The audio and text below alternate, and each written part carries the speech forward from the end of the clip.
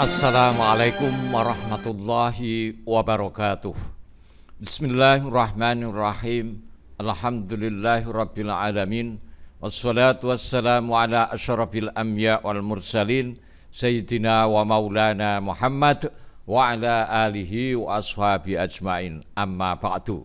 Selamat bertemu kembali dengan saya Muhammad Ajib di channel Kampung Ilmu. Channelnya orang-orang yang tetap istiqomah mencari ilmu. Channelnya orang-orang yang tidak lelah mencari kebaikan. Sahabat Kampung Ilmu yang berbahagia, umur kita terbatas. Kesehatan, harta, kemampuan, dan apapun yang kita miliki ini, semuanya serba terbatas.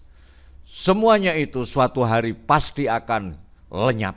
Semuanya itu suatu hari pasti akan lenyap. Oleh karena itu, semua yang kita miliki dalam hidup dan kehidupan kita di dunia ini haruslah kita jadikan sebagai arena untuk mengumpulkan pahala. Mengumpulkan pahala tidaklah mudah. Mengumpulkan pahala diperlukan perjuangan lahir dan batin untuk melawan godaan hawa nafsu atau godaan setan yang menyesatkan. Untunglah Allah yang Maha Pengasih dan Maha Penyayang melengkapi kita dengan alat yang dapat memudahkan pengumpulan bekal akhirat atau pahala ini. Alat yang kami maksud adalah seluruh fasilitas yang kita miliki, yaitu dapat berupa harta benda, keluarga, pekerjaan, kekuasaan, ilmu, kesempatan, kesehatan, dan lain-lainnya. Fasilitas ini tentu saja tidak datang dengan sendirinya, melainkan harus dicari, melainkan harus kita cari dengan gigih dan sungguh-sungguh. Allah Subhanahu wa taala berfirman di dalam surat Al-Jum'ah ayat 10, A'udzubillahi minasyaitonirrajim. Fa idza qudiyatis sholatu fantashiru fil ard wabtaghu min fadlillah wadhkurullaha katsiran la'allakum tuflihun. Apabila sholat telah dilaksanakan, bertebaranlah kamu di bumi. Carilah karunia Allah dan ingatlah Allah sebanyak-banyaknya agar kamu beruntung. Baginda Nabi Muhammad sallallahu alaihi wasallam juga bersabda, Innar Rasulullah sallallahu alaihi wasallam qala bakiru tolabar rizki wal hawaij fa innal ghuduwa barakatun wa najahun. Bersegeralah kamu mencari rizki dan berusahalah mencari keperluan hidup, kebutuhan hidup, karena sesungguhnya pergi pagi-pagi, pergi isu-isu mencari rizki itu ada keberkahan dan keberuntungan. Sahabat Kampung Ilmu yang berbahagia, seluruh fasilitas yang kita miliki pada hakikatnya adalah sarana yang dapat kita gunakan untuk kelancaran bertakwa, untuk kita jadikan sebagai sarana menjalankan perintah-perintah Allah dan menjauhi larangan-larangannya. Dengan demikian, semakin banyak fasilitas dan sarana yang kita miliki, maka kualitas dan martabat takwa kita pun tentunya harus semakin lebih tinggi. Dengan memiliki banyak uang misalnya, akan memudahkan kita bersedekah, beramal jariah, menolong orang susah, menyantuni anak yatim, membahagiakan orang tua, melaksanakan ibadah haji, membangun gedung-gedung madrasah dan sekolah, dan lain sebagainya. Dengan memiliki rumah yang asri, rumah yang besar, takwa dapat kita jalankan dengan baik. Kita dapat menerima tamu sebanyak-banyaknya. Dapat kita buat menampung orang-orang yang sementara menggelandang. Dapat kita buat menampung orang-orang yang sementara menggelandang.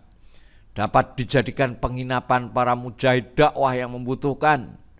Dapat dibuat musyawarah untuk membahas agenda-agenda perjuangan.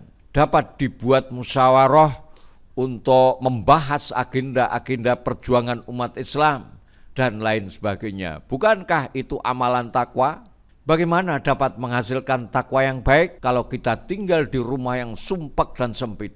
Rumah yang sempit cenderung kumuh, tidak nyaman, dan tidak dapat untuk digunakan melakukan kebaikan-kebaikan seperti tadi saya sebutkan. Lain kalau rumahnya besar. Dengan memiliki kendaraan atau mobil, maka kita tidak perlu mengeluarkan banyak energi, ataupun naik bis atau angkutan umum yang penuh sesak. Dengan demikian badan kita tetap segar sampai di tempat tujuan. Bagaimana dapat sholat dengan baik kalau badan capek dan pikiran kita lelah? Kalaupun toh kita lakukan, akibatnya sholat tidak bisa fokus atau khusyuk. Dengan memiliki mobil, dapat kita buat menjemput Pak Kiai, mubalek atau ustadz, dapat untuk mengantar atau menyenangkan teman, mengantar orang sakit, dapat dibuat membahagiakan pengantin, singkatnya dapat dibuat menolong orang-orang yang membutuhkan. Bukankah ini bagian dari takwa? Pekerjaan yang kita miliki termasuk fasilitas yang dapat kita gunakan untuk takwa juga. Bila kita tidak memiliki pekerjaan atau tiba-tiba dipecat, maka semangat hidup dapat turun, frustasi dan depresi mental pasti terjadi.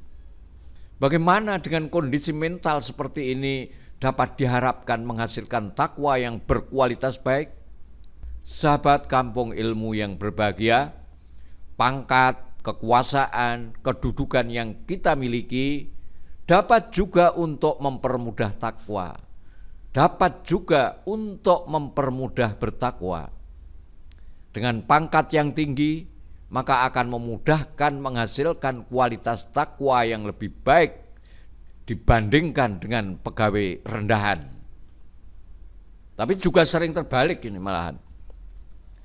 Orang yang punya kekuasaan dapat membuat peraturan-peraturan, dapat membuat perundang-undangan. Kalau peraturan-peraturan dan undang-undang yang dibuat itu adil dan sesuai syariat Islam, maka kekuasaannya itu dapat menjadi sarana bertakwa. Tapi kalau membuat peraturan atau perundang-undangan itu tidak adil, tapi malah berpihak pada kroni dan oligarki yang membiayainya dan bertentangan dengan prinsip-prinsip syariah, maka kekuasaan yang semacam itu akan mengantarkannya ke lembah neraka yang paling dalam.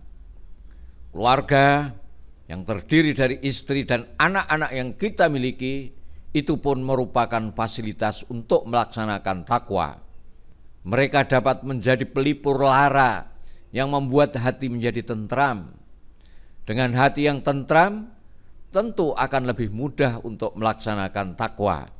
Bukankah membentuk keluarga sakinah, bahagia, dan sejahtera lahir batin bagian dari takwa? Ilmu yang kita miliki juga dapat menjadi sarana untuk takwa, manakala kita gunakan sesuai perintah Allah. Tapi kalau ilmu yang kita punyai untuk ngakali, untuk menjilat kekuasaan dengan menyediakan dirinya sebagai gedibal oligarki, penguasa, maka ilmu itu akan menjadi laknat baginya.